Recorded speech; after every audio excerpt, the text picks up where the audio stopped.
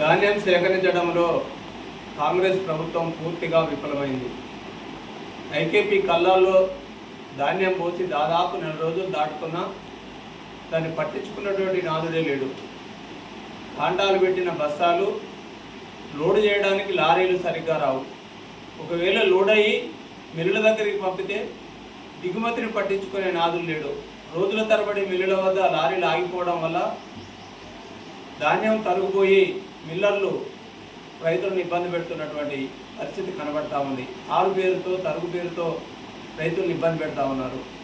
ఏ ఒక్క నాదుడు కూడా ఆ మిల్లుల వద్దకు వచ్చి కానీ కళ్ళాల వద్దకు వచ్చి కానీ ఎంపీ కానీ ఎమ్మెల్యే కానీ ఎవరు కూడా ఈ రైతుల యొక్క కోసం పట్టించుకున్నటువంటి పరిస్థితి లేనటువంటి దీనస్థితిలో రైతులు ఇబ్బంది పడతా ఉన్నారు. ప్రభుత్వం వెంటనే కంటి తుడుపు చర్యలు కాకుండా ధాన్యం సేకరణలో అధికారులను ఇన్వాల్వ్ చేసి లారీలు సక్రమంగా వచ్చి మిల్లుల వద్ద దిగుమతి సక్రమంగా అయ్యి ఎలాంటి కోతలు లేకుండా రైతుకు డబ్బులు వచ్చే విధంగా చర్యలు చేపట్టాలని డిమాండ్ చేస్తూ ఉన్నాం.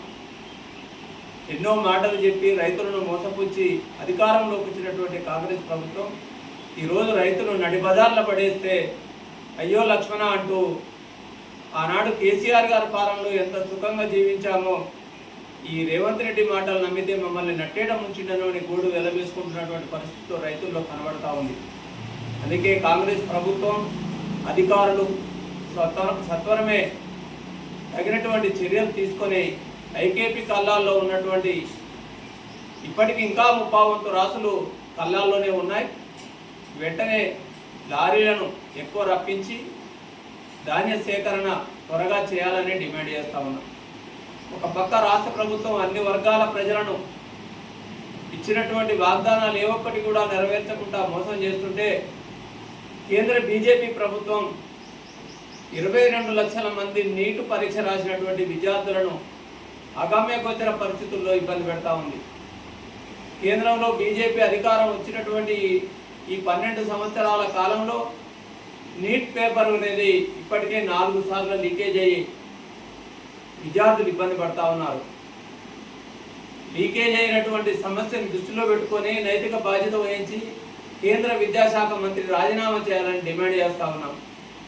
లీకేజీకి ఎవరైతే బాధ్యులైనారో వారి మీద కఠినంగా చర్యలు తీసుకోవాలని, కంటి తుడుపు చర్యలు గతంలో తీసుకోవడం వల్లనే మళ్ళీ ఈసారి కూడా నీట్ పేపర్ లీకేజీ అవ్వడం జరిగింది.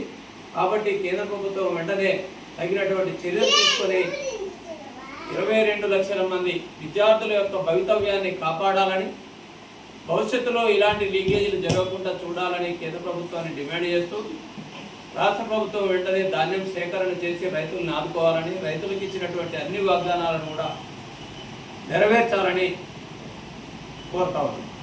జై తెలంగాణ. జై తెలంగాణ.